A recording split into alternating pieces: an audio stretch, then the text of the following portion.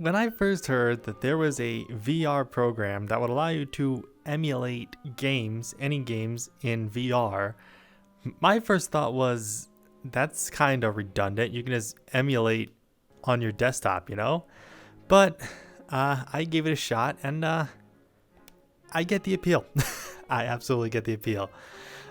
This program is called EmuVR.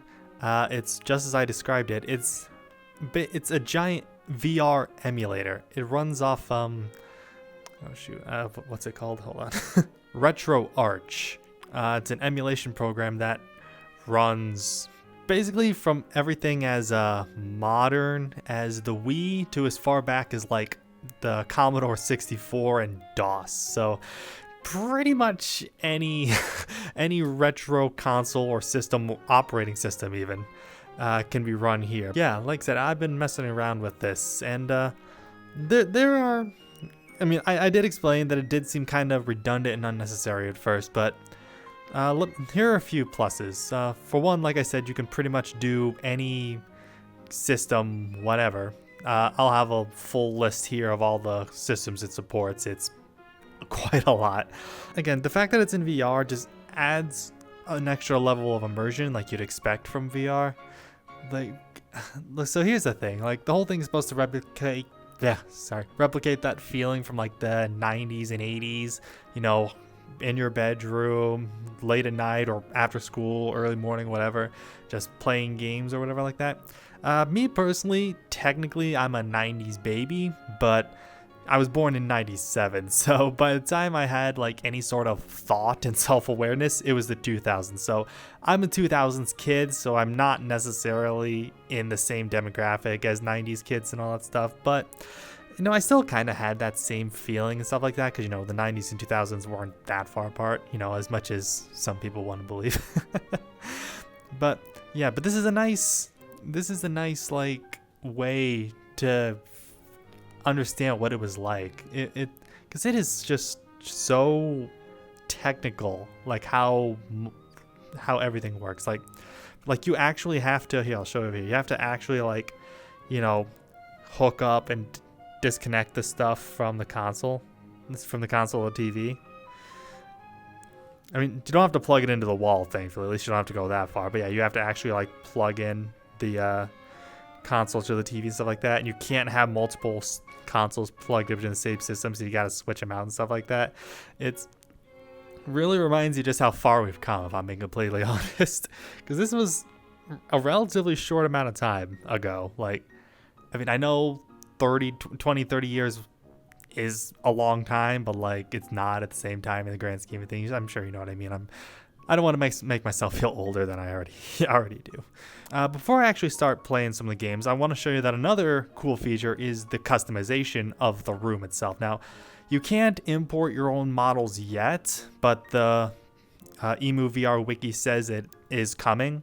So yeah, so you can be able to import your own stuff and customize the room more, but there's still a whole level of customization. For example, like the walls, the ceiling, the bed sheet, the pillow, the floor, that all can be completely customized with your own textures and with the bump maps and the gloss maps and stuff like that. So that can all be completely customized. As I'm sure you may have noticed, there are some posters on the wall. You can have up to, I believe it's 31 posters. The disadvantage of the posters is that they each have their own designated spot that they're just stuck at, and they all have their own designated sizes and stuff like that, so you sometimes do have to work around that. Like this poster over here, like as much as I'd love this to be the exact size, this is just the size of the poster that's over here, so it is what it is. But yeah, these are some custom posters that I made and put up. Not specifically for this, except this one. This one is just convenient. It just shows like the button layouts compared to my index controllers, just so it's just a quick, simple guide. This one is for my visual novel, Red War Showtime, aka my magnum opus. If you have not played it, stop what you're doing and play it right now, you know, as long as you're not squeamish. And then this one, a poster I made a couple years ago that I actually do have hanging up in my bedroom. of a mock-up I put up for the Professor Layton and Phoenix Wright crossover, so it just felt fitting to have this here. It's not actually this big IRL, but yeah, like I said, the posters in this game are just they are just the size they are. They are what they are. Wall, ceiling, pillowcase, pillow, floor. Those are not the defaults. I have swapped those out. Yeah, and there's some things you can't move around and stuff like that. Like, you know, this dresser, that whatever you want to call that, nightstand, entertainment center, whatever. These shelves, this desk, and the beds, all stuff that can't be moved around. But there are a good amount of default objects to toy with. Like a chair. I got rid of the chair because it was honestly just getting in the way, and it's kind of not necessary. But let's see. Yeah, we got phone, radio. A lot of the stuff is still in here. Some of the stuff I got rid of because it just doesn't really fit me. But yeah, we got some snacks. We got some chalky milk. Got some apple juice, some Ruffles, Cheetos, Snickers bar. Always gotta have a Snickers bar. You have Reese's Bites, peanut M&Ms. Yeah, I'm fairly certain these are actually the way the wrappers looked in the 90s. Or the early 2000s. I could be wrong. They just have that old style. Got some NES zappers because you actually can play zapper games on this. I don't have any at the moment, but I mean, I've already got Super Mario Brothers. I might as well get Duck Hunt as well, right? In the meantime, until you can add your own stuff, there's still some stuff you can just mess around with. And again, the posters and stuff and the walls and stuff like that allow you to have your own customization. So there's that. But now, oh yeah, another thing. Speaking of customization, another thing you can customize is stuff like time of day. So I can, like, right now it's set to 3:04 p.m., but if I wanted to, I could make it just brink of dawn. And yeah, the ceiling glows. You can actually, there's a way to like add some glowy textures to your ceiling. So I did. I mean, because why not, right? It's so cool.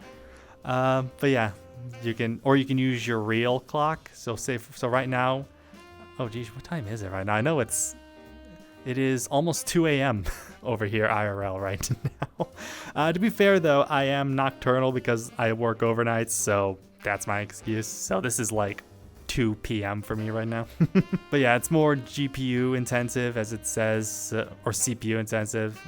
And plus, like I said, since I do work nights, I obviously don't want to constantly be in the dark. So, I mean, there is a light switch over there, but you know what I mean. So let's just switch back. I just think, yeah, 304, or just like, yeah, close enough. It's just, I don't know, it's like the mindset of you just got home from school and the first thing you do instead of doing your homework is playing video games. That's the mindset I'm going for. Like I said, yeah, there's a light switch over here. And yeah, I'm so used to stuff like VR chat and stuff like that, where you just have to like put a pointer over it and then click. Like, it never crossed my mind to actually like flick it like you actually would flick a light switch. Oh man, it's so simple but so cool. Oh yeah, there's another thing. You can also change the season. The auto is just like, you know, whatever season it currently is, but I chose summer. I mean, because I know I said the whole mindset of coming home from school or whatever like that, but I know we can call this spring. We can, like, it doesn't necessarily have to be summer. It can be spring. Yeah. All right. So enough blabbing on about all that stuff. Let's actually get into the main function of this program. The game emulation. So, like with any emulator, it doesn't provide the games for you for legal reasons. You have to upload the ROMs yourself or add the ROMs yourself. How you choose to do so is your business. I will not say one way or the other how I got these ones, but yeah, I uploaded some ROMs of some games for some systems. So as you can see here, we've got Nintendo 64. We've got Super Mario 64, which was the very first game I tested this on because, of course, you gotta. Let's see, we got Conker's Bad Fur Day over here, Majora's Mask, Ocarina of Time, and Paper Mario. Yeah, some of these games I've played before, some I haven't, so that's going to be interesting. I've also got some GameCube games down here. Let me turn the light on because That's a little bit hard to read. I wish there was an option to have like the game case for like the disc-based systems instead of just having the discs lay around, but you know, it is what it is. See, we got Chibi Robo, Luigi's Mansion, Mario Party 5. I chose 5 in particular because that's the only GameCube Mario Party I've actually played before. So I have a lot of good memories with that one. Metroid Prime, of course. Pikmin, of course. And Smash Melee, yes, which is the absolutely, of course, of the GameCube library. Oh, and also the game I'm currently playing right now, Banjo-Kazooie, because if you're gonna have a N64, you gotta have Banjo-Kazooie. So yeah, like so I got the N64 over here, got the GameCube here, and again, it's like such IRL. It's like so particular about how everything works. Like you know, to turn on the N64, you actually have to flick it on, the reset button over here. Same here. Like to actually insert a game, you have to open the thing up and close it. It is so cool. Like it's so simple and feels so redundant, but it's so immersive at the same time, and that's what makes VR just amazing in general. Oh, speaking of VR, you don't need a VR headset to use this. You can do it on desktop. That I feel like is kind of pointless because again, the whole VR immersion aspect is what sells it for me, but I haven't tested this yet, but it is possible to do a little lobby, a multiplayer lobby, so you can quote unquote invite a friend over so you can play multiplayer games together. That's another big selling point for me. I've got a friend who I kind of convinced like this was such a cool idea, so I'm sure we can find time to test this out together because that would be just so cool. Everything about this is so cool. It's so simple but so cool. Well, okay, I'm sure this was very complex to make and currently still making, but you know what I mean. So yeah, see, I've got my N64, I got my GameCube, and I've got NES, and there's a PS2 down there, but that's because I don't have any PS2 games loaded up. It can do more than video games. It can also do movies and music. So you can upload videos and movies and stuff like that. You can either have them as DVDs or VHS tapes. So for the DVDs, the only DVD player they have modeled is a PS2, which makes sense. They actually have an actual VCR for VHS tapes.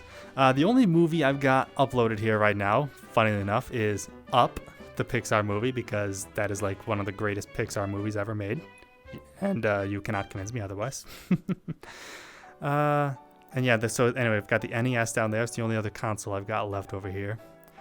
So of course you got the staples. You got Super Mario Brothers, The Legend of Zelda, and Donkey Kong. Yeah, I'm not the biggest NES guy, but at the same time, like they are just short, simple games. I probably would boot this up every now and then just to give a quick play. I don't know, but yeah, I'm more of like the longer story-based gameplay games rather than the quick, simple arcadey games. So that's just my preference. But hey, everyone's different, and it's not like I dislike them. So yeah, like I said, there's a lot of systems it can support. Not all the models are currently available for all these systems. So for the ones it doesn't have a system for, it just uses this generic console. There we go. Yeah, then the generic Ever 9000 knockoff. Yeah, so that's what he uses for everything it doesn't have set up. I do technically have one Nintendo DS game loaded up just to see if it would work. I could not get it to work because apparently, in retrospect, I wasn't sure how they were going to make a touchscreen system work for something like this. So, yeah, unless there's something I'm missing, that was just a total bust. But hey, you live and learn. And this whole program is free. Yeah, EmuVR is free, so it's not like you're wasting any money or anything like that. So, anyway, yeah, enough rambling about that. I think it's time we actually start testing some games, right? All right, so yeah, you actually have to do it like you actually normally would. You just take the cartridge or the disc, plop it in, make sure everything's plugged in, and you don't have to turn the TV on first. It turns the TV on automatically, but if we're trying to be authentic here. Actually, let me pull my chair up just to make this feel even more authentic. All right, I'm actually sitting in my swivel office chair over here. So it's like the perfect size and stuff like that. Perfect height and stuff like that. And let's boot her up. Boot her up. There we go. There you go, Super Mario 64. So to actually go into the TV mode, you have to, or the gameplay mode, you have to activate your pointer, then press the A button. And now I can actually control the game. Yeah, like I said, I've been messing around with this.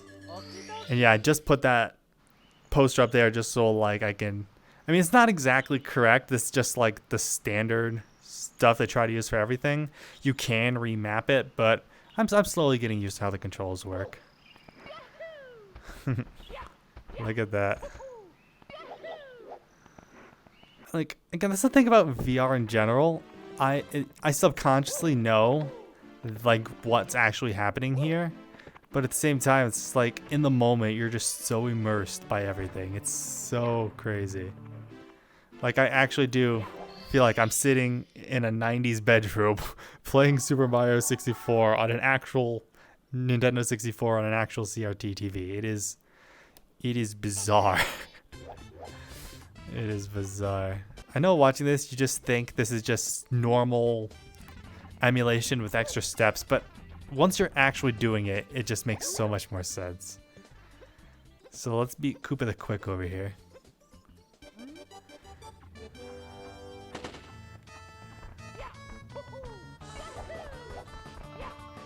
Now, to be fair, if I do end up sucking at like the controls and stuff like that, it's because Super Mario 64, I'm just not good with controlling it in general. Because Super Mario 64, that's the one thing I feel about this game hasn't aged well, you know, besides the graphics, but, you know, that just gives it its charm, if you ask me. So the graphics are fine, yeah, but the controls, yeah, that's what aged poorly the most of Super Mario 64. And I get it, it was the first of its kind, and it's not the most awful controls ever, but you can't convince me this is ideal, especially compared to like Super Mario Odyssey, which is like the best controlling Mario game ever.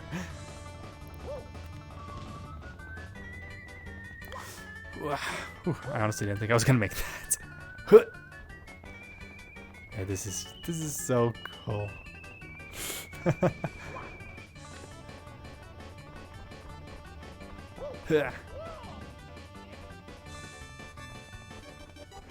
Alright, Koopa, where you at? Yeah, how far behind were you? There he is. Koopa the Quick, my butt.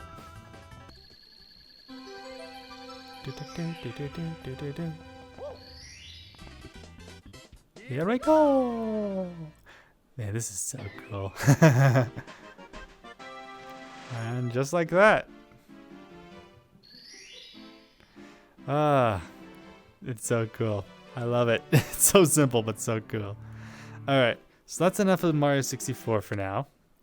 Let me get out of my chair here. Alright, so let's pop in a GameCube game now. So we'll disconnect to that. We will connect that. Let's do Smash, because why not? So we pop this open, put it in, close it, and power on.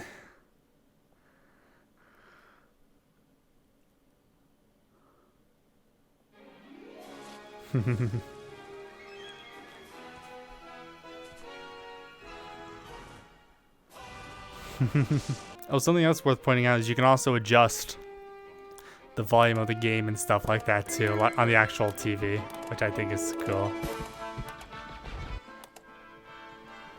You can't change the channel or everything, but yeah, you can like power it on and off and stuff like that too. It's just, again, it's a simple yet immersive thing, you know. Anyway, how about we actually try playing Smash Melee with VR controllers? Let's try that out, shall we? That's not gonna go wrong at all, I'm sure. Let's do training just so. Really Samus. She's cool. Yeah, she's a badass, so why not? Nice. Alright. So I've never even played Smash Melee like on an actual GameCube, so this is just weird in general.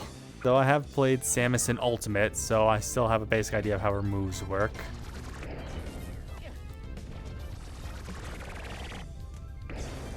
Take that, Mario.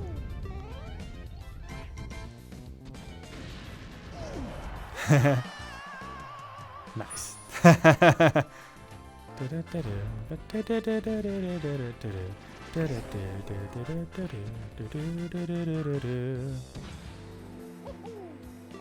Ah, hey, you weren't supposed to hit me. Oh, he's learning, but not well enough. There him. Oh, that was so close. Alright. Alright, I think we get the idea though. But that was fun. Alright. So that's enough GameCube. Alright. So I think you get the idea at this point, right? It's just, again, at its core, it's just an emulator with extra steps. That is basically what it is, but I don't know, man. It's just different. It's so different than just pulling up an emulator on your desktop, you know? It's just that extra level of immersion is just, man, I just think it's so cool. I do. I love this. I love this thing so much, and I cannot wait to see what's next for it. I just love this so much, man. So yeah, I think that's everything I wanted to showcase for EmuVR. The only way to download it, if you are interested, is through their Discord, which I will link down below. I highly encourage you to check this out if you've got a VR headset. Even if you don't, you know, you can still do it on desktop and stuff like that, but still, it's just, if you are planning to get a VR headset, I suppose this is just something to keep in mind, because, yeah, this is just something you gotta try. Like I said, it's completely free.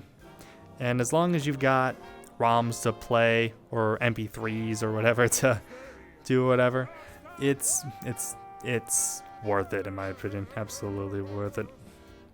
So yeah, I just wanted to make this to showcase to you guys just this cool thing I found, and probably the way I will be playing emulated games going forward, because this is just so cool. It's just cool. It's just cool. Alright, so if you excuse me now, I am going to play some Banjo-Kazooie, and I will see y'all later. Bye.